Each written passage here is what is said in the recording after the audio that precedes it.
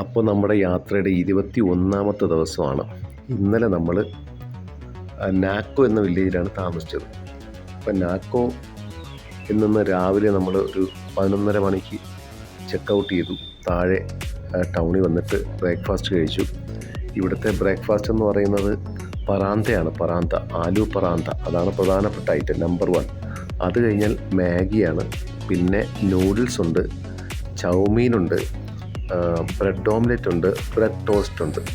ഇത്രയാണ് ഇവിടുത്തെ ഫുഡ്. വേറെ ഒന്നും പ്രത്യേകിച്ച് കിട്ടത്തില്ല. പിന്നെ ഉച്ചയൊക്കെ ആയി കഴിഞ്ഞാൽ നമുക്ക് ചാവൽ കിട്ടും. ചാവൽ ആകുമ്പോൾ നമ്മുടെ ചോറും ദാൽ കറിയും അല്ലെങ്കിൽ പനീർ കറി ഇതൊക്കെയാണ് കിട്ടുക.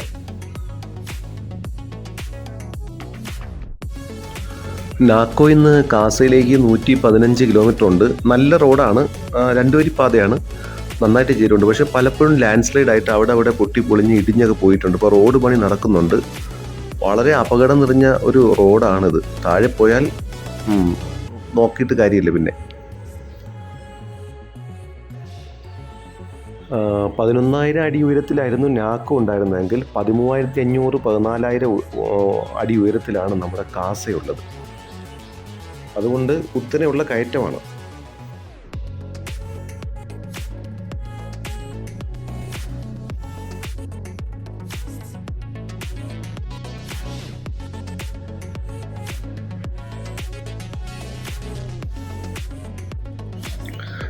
റോഡിൻ്റെ ചില ഭാഗങ്ങളിലൊക്കെ കഷ്ടിച്ച് ഒരു വണ്ടിക്ക് കടന്നു പോകാനുള്ള സ്പേസേ ഉള്ളൂ. അത് ഇടിഞ്ഞു പോയതുകൊണ്ടാണ്, മണ്ണിടിഞ്ഞ് പോയതുകൊണ്ടാണ്.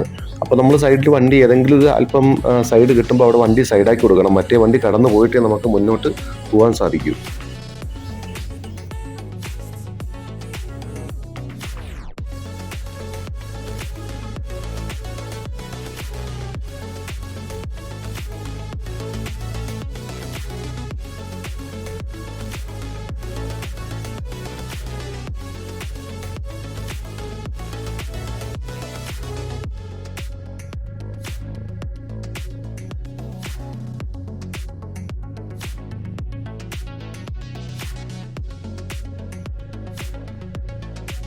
ഈ റോഡ് ചൈന ബോർഡറിലേക്ക് പോകുന്ന റോഡായതുകൊണ്ട് റോഡ് അപ്പോഴപ്പോഴ് ആർമി BRO ആണ് ഈ റോഡ് ശരിയാക്കുക. അവരുടെ കയ്യിലാണ് ഈ റോഡുള്ളത്.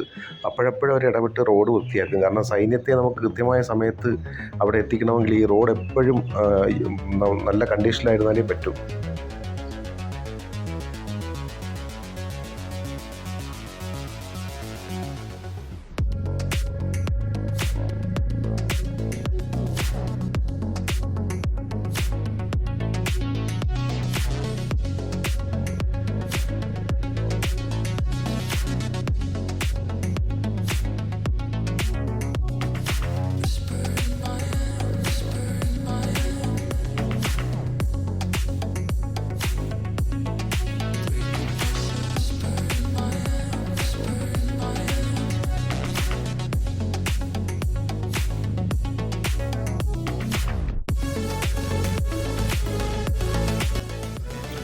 നാക്കോ കഴിഞ്ഞാൽ പിന്നെയുള്ളൊരു പ്രധാനപ്പെട്ട ടൗൺ എന്ന് പറഞ്ഞാൽ ടാബോയാണ്. നാക്കോയിൽ നിന്ന് ഏകദേശം ഒരു 60 കിലോമീറ്റർ കടന്നാലാണ് ടാബോയിലെത്തുക. ഭക്ഷണമൊക്കെ കിട്ടുന്നൊരു സ്ഥലം അവിടെയാണ്. കുറച്ച് അത്യാവശ്യം ചെറിയൊരു ടൗണാണ് ഈ ടാബോ.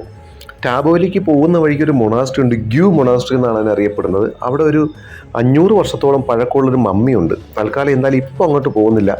ആദ്യം കാസായിൽ പോയിട്ട് തിരിച്ച് വന്നിട്ട് ഗ്യൂ മൊണാസ്ട്രിയിലേക്ക് പോവാം.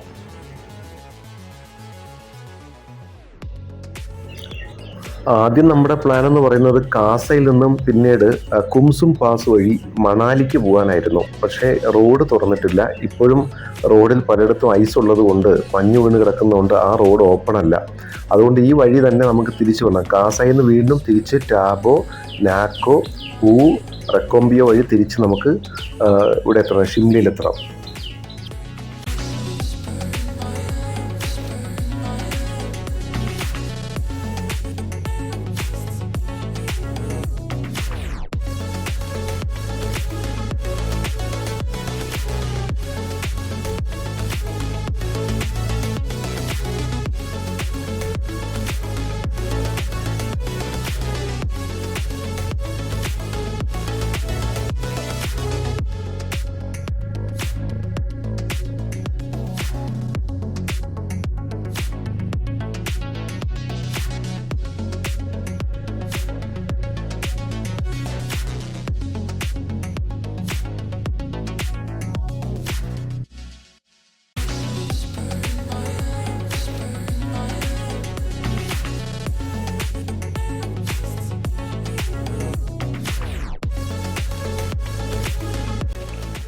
ഇതെല്ലാം ആപ്പിൾ മരങ്ങളാണ്.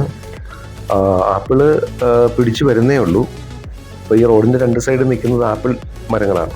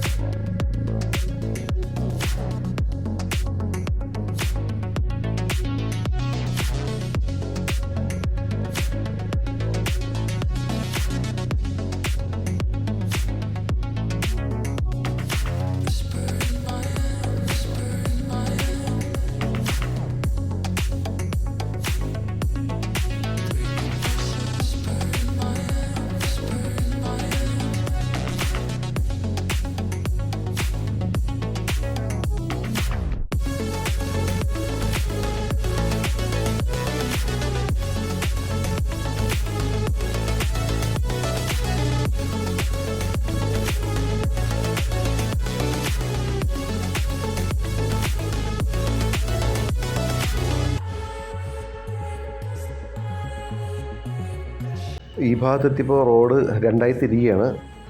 നമുക്ക് പോകേണ്ടത് താഴേക്കാണ്. നല്ല റോഡ് റൈറ്റിലേക്ക് പോകുന്നത് കൗറിക്ക് എന്ന സ്ഥലത്തേക്കാണ്. ഇനി മുതൽ റോഡ് കുറച്ച് പ്രശ്നമാണ്. ചെറിയ റോഡാണ്, വീതി കുറഞ്ഞ റോഡാണ്, പൊട്ടിപ്പൊളിഞ്ഞ സ്ഥലമാണ് പലയിടത്തും.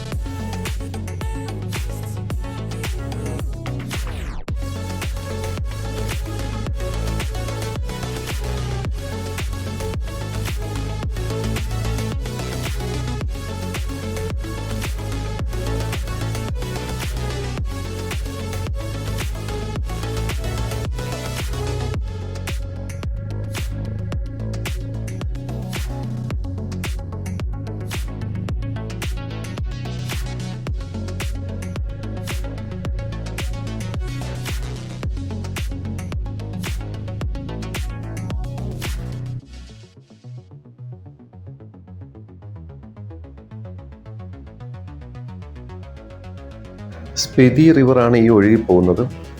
ചിലയിടത്തൊക്കെ ഇതിന് വളരെ വിശാലമായി പരന്നാണ് വരുന്നത്, ചിലയിടത്ത് നല്ല ആഴത്തിൽ കുത്തി ഒലിച്ചൊഴുകി പോകുന്നത് കാണാം. ഈ നദിയുടെ അക്കരയും ഇക്കരായിട്ട് കുറേ ഗ്രാമങ്ങളുണ്ട്, കുറേ വീടുകൾ, 10-50 വീടുകൾ, അതിന് ചുറ്റും കുറേ കൃഷിയിടങ്ങൾ. അത് കഴിഞ്ഞ് 1 കിലോമീറ്റർ 2 കിലോമീറ്റർ കഴിയുമ്പോൾ വേറൊരു ഗ്രാമം.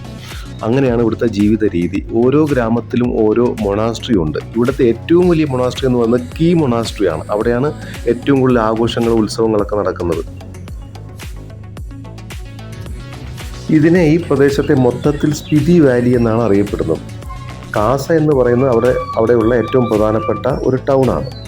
കാസയിൽ ചെന്നിട്ട് വേണം നമുക്ക് ചുറ്റുമുള്ള പ്രധാനപ്പെട്ട ഈ സ്ഥലങ്ങളൊക്കെ പോകേണ്ടത്.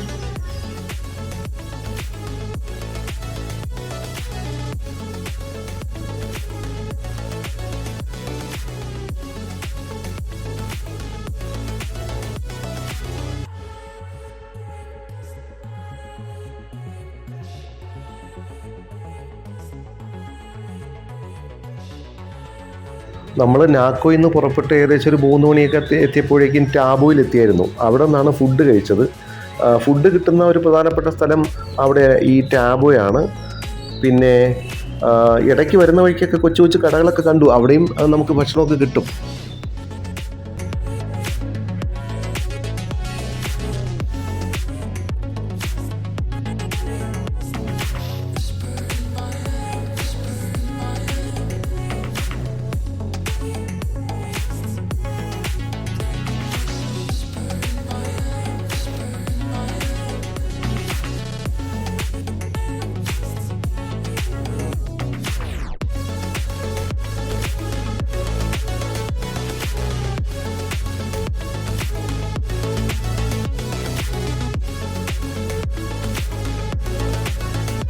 ഇവിടേക്ക് കൂടുതൽ കൂടുതൽ സഞ്ചാരികൾ വരുന്നുണ്ടെന്ന് മനസ്സിലായി. കാരണം വരുന്ന വഴികളിലെല്ലാം തന്നെ പുതിയ പുതിയ റെസ്റ്റോറൻറ്റുകളും ഹോം സ്റ്റേകളൊക്കെ നിർമ്മിച്ചുകൊണ്ടിരിക്കുന്നുണ്ടായിരുന്നു.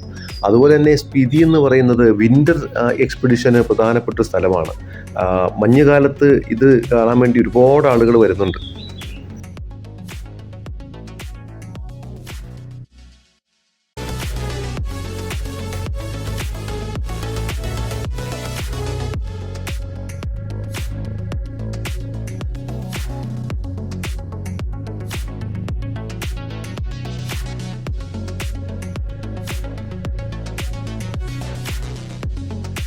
അങ്ങനെ ഏകദേശം 6 മണിക്ക് നമ്മളിപ്പോൾ കാസ എത്തി. ഇതാണ് നമ്മൾ താമസിക്കുന്ന വിക്ടോറിയ പാലസ് കാസയിലെ.